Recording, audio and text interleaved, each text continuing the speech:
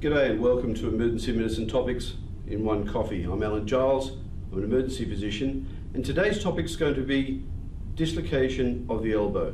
Now, this is a relatively common presentation to emergency departments, and it's the second most common dislocation of the upper limb after, of course, the shoulder.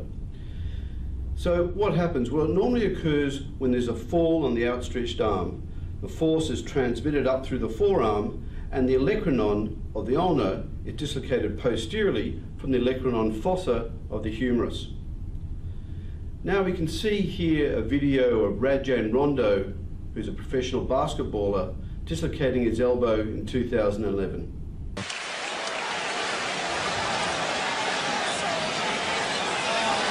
Wow. Nasty. This posterior dislocation can go directly backwards or go posterolaterally or even posteromedially, which is one of the reasons you need to obtain both an AP and lateral X-ray. This is the most common type of dislocation and makes up about 90% of elbow dislocations. Rarer are the anterior dislocation, as seen here, with the radius and ulna lying anterior to the humerus, even though in this case we've only got one view. Or you can have complex dislocations that involve fractures of the olecranon, radial head, or coronoid process. These complex injuries invariably require surgical exploration. But let's concentrate on posterior dislocations without any fractures. Now, here you can see on examination what is an obviously distorted elbow.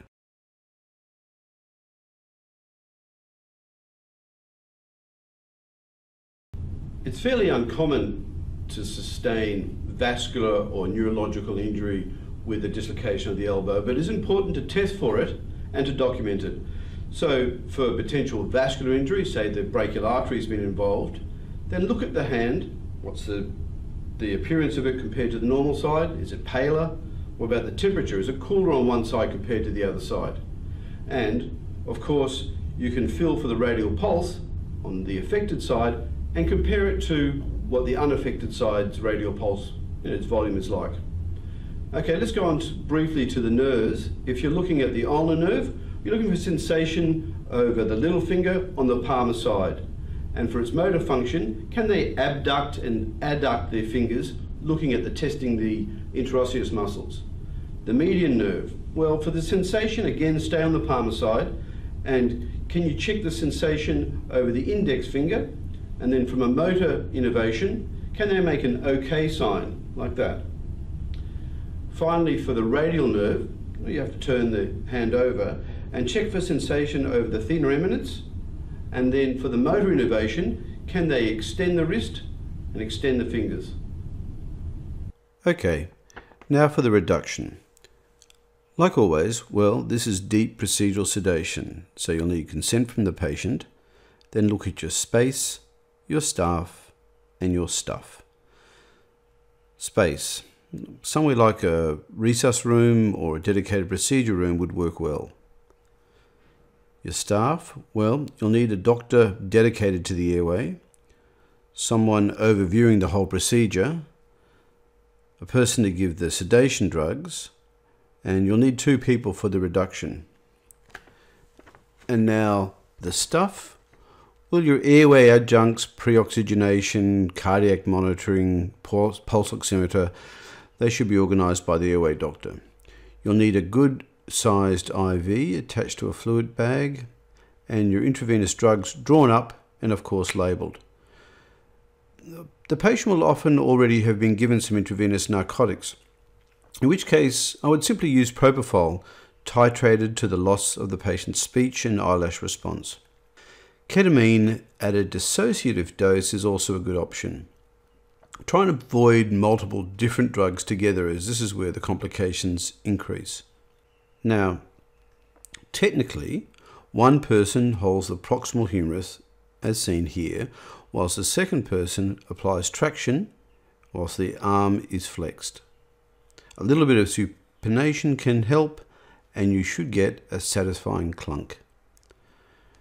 Occasionally the olecranon will need a little bit gentle persuasion, i.e. a push on it by the humerus assistant, as we can see here. Following a successful reduction of the dislocated elbow, the olecranon and the medial and lateral epicondyles will form a triangle. Now, occasionally you're unable to relocate the elbow. This normally happens because there's osteochondral fragments or a piece of tissue that has got inside the joint, and this obviously needs to go to the operative theatre.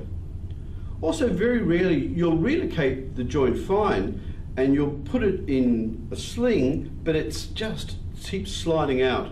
Really unstable, and this also has to go to the operating theatre.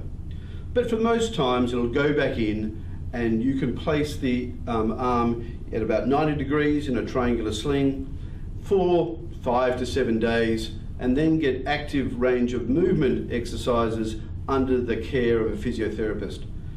I'll also refer the patient to a general practitioner so they can be a bridge between the emergency department care and the ongoing care by the physiotherapist. I reckon that'll just about do for elbow dislocations in one coffee. I'll see you all next time. Cheers.